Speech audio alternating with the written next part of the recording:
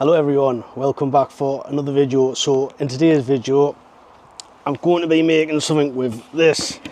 So this is it's an offcut. I've had this lying around for maybe 3 years now. I'm going to make a table with this because I can't think of anything else to make with it, and because it's so beautiful I think it's only right to make a table with it. So if you want to make something else with this, put it in the comments below. This does have some cracks in it, splits in it rather, and obviously I am going to have to sort them out somehow. I'm not too sure what I'm going to do, maybe some bow ties in that, maybe some epoxy, I don't know yet. Most likely bow ties though. So I should probably get started on this. I first start off making the legs, and all the legs and the stretchers are made with this white American oak.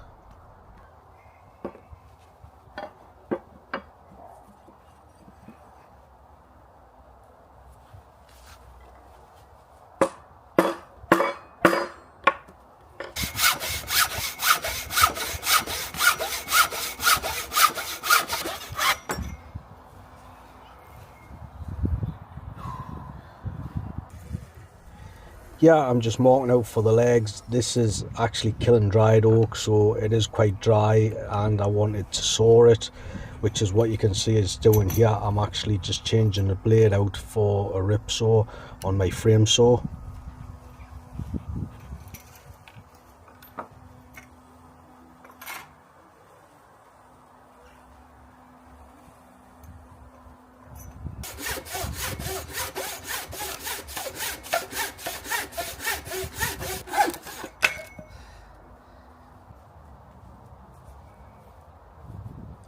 I set up the shave horse attachment on the Roman workbench, and this is pretty much how I shaped all of the legs.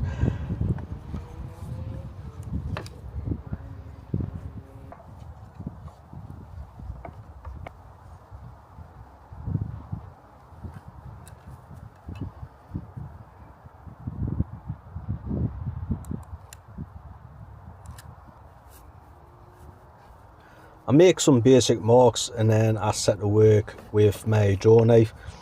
Admittedly, this oak is really dry and I did struggle with it a bit, and there was quite a bit of tear out, and you will see some of it's kind of in here. One thing that I did try out was to use my canner, and this worked extremely well. In fact, it worked that well that I'm going to be using this technique in the future.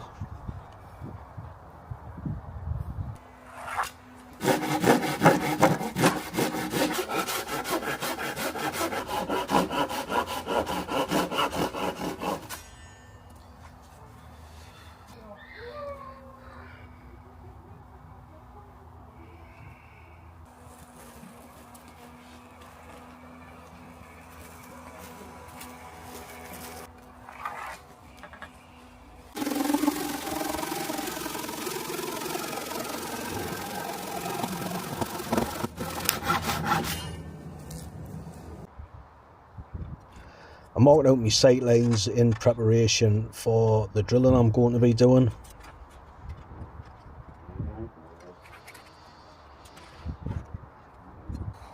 These are 1-inch holes I'm drilling here, and I don't often do holes this size, and I'm also not using a conical tenon on this, which is again very unusual for myself.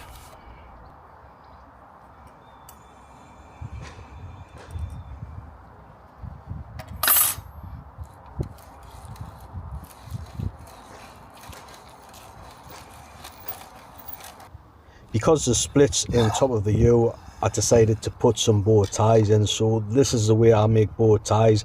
There is easier ways to make them, but unfortunately I don't have a bandsaw, so everything's got to be done by hand, making things like this.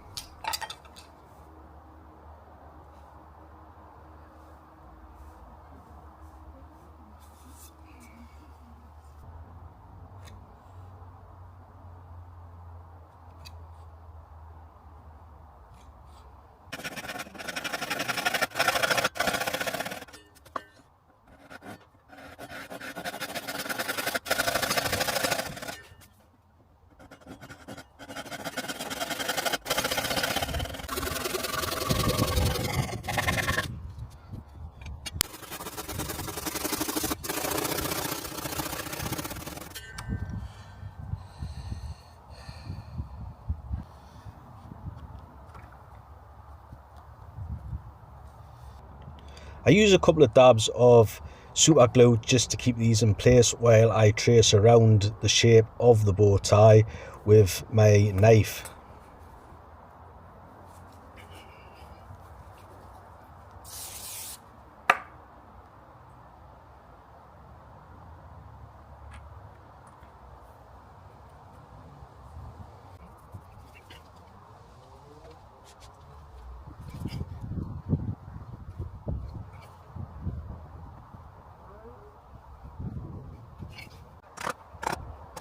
When I'm doing this, I do go a certain depth with the chisel, and once I'm happy with the depth of the chisel, I start to use my router plane. It does take a little bit of time to get down so I can use a router plane, but once I'm down enough, I usually just finish it off with the router plane. Something to note here, that out of the 4 bow ties that I did actually cut, I managed to damage one quite badly. I'm not overly happy with the way it turned out, just because there was cracks and everything else, and I'm not overly sure what happened, but there was some nasty little cracks on one of them, or fragmentation, should we say, that splintered off. I'm not overly happy with that, but it's one of those things, sometimes they do happen.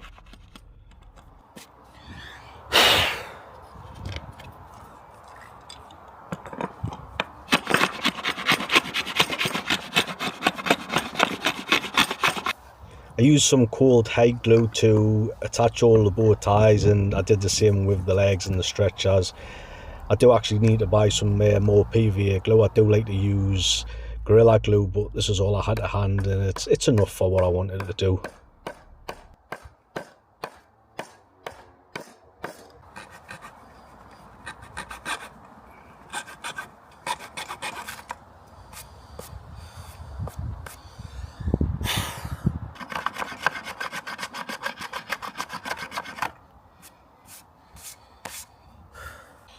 And if you look closely, you can see the little bit of damage I was talking about before. I wrapped some red tape around the legs, and this was solely just to try to stop some splintering out of the back, and I have to tell you, it didn't work. It really didn't. I give the table a dry fit just to make sure everything was fitting as it should. And then I took the thing apart and I started on the live edge just to kind of neaten it up and to take away some of the sharp edges, because there was quite a few sharp edges on the live edge.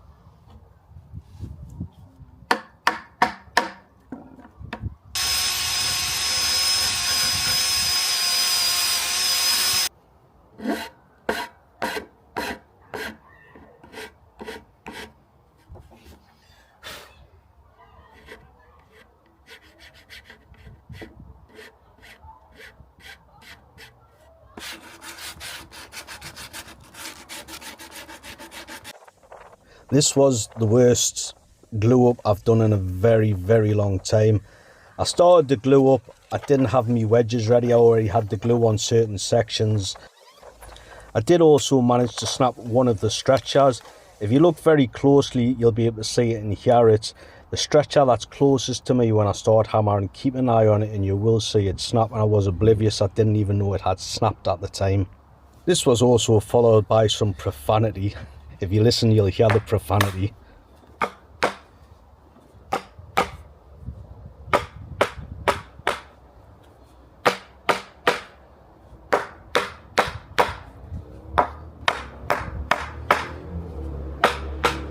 Oh, you motherfucker.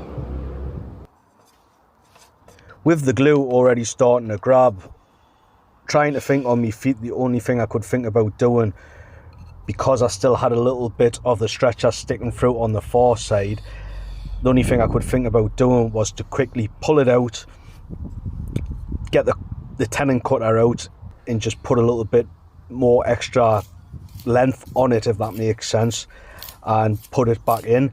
So I did actually do this, and I kind of got it about halfway through the leg. Obviously it's not great, but given the fact that the glue was already starting to grab and that I didn't have any more components, I thought this was the best kind of thing I could do at the time.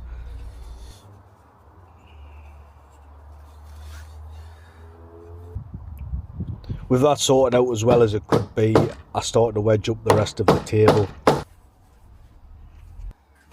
I used my workbench chat just because it's nice and level, and obviously using the spirit level and just checking where everything was. Obviously you can see at that end I needed to actually bring it up. So I do what I've been doing for quite a while now, and I just use money. So this is a mixture of whatever's there, 50 pence, £1, 20 pences, and I just use them because they're all slightly different thicknesses, and I just keep on adding until I get the legs to where I want. And here I'm just using my compass to trace a line round.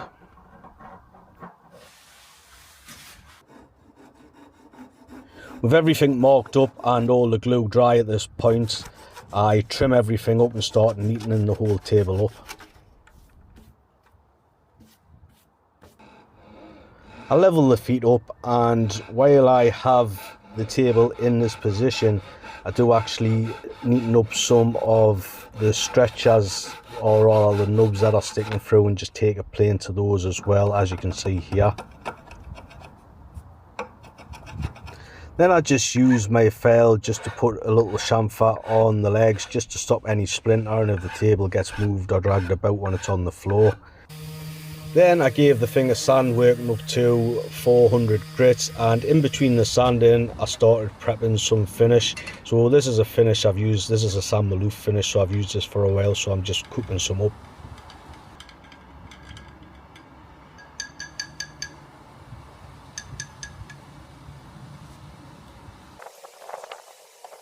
This is the first coat of maybe 2, 3 or possibly even 4. It just depends of how this finish takes to the wood itself.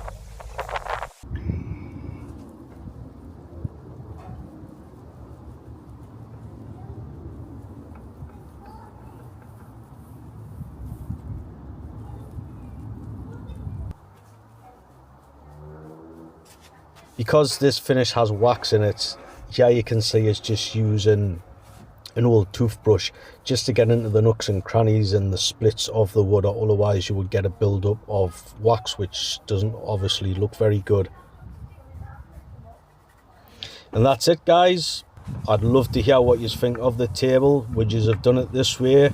How would have you reacted when you snapped a stretcher?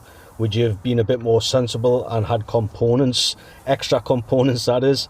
Please let us know in the comments, and again, thanks for watching. I really appreciate your time.